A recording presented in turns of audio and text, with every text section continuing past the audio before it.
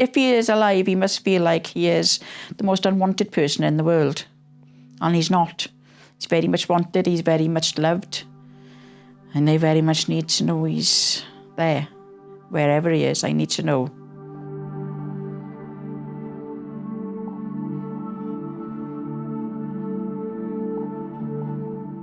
He grew up in Betws, near Bridgend. He only ever had, I could honestly say, 2 friends. He was a loner, and these 2 boys were loners as well. He's always been sad.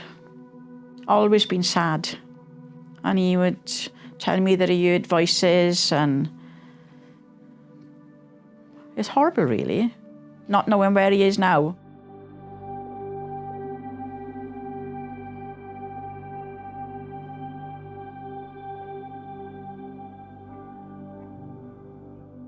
Just get in touch. I'll come get you wherever you are. Just let us know that you're alive. I'm living in Bridgend. I can come anywhere to get you. Just let us know you're all right. And if anybody knows where Shane is, do the decent thing and let us know, one way or the other. Even if they were to turn around and say, oh yeah, I'm sorry, he passed away. Just so we know. We really need him to come home. I don't know if he realises how much we love him.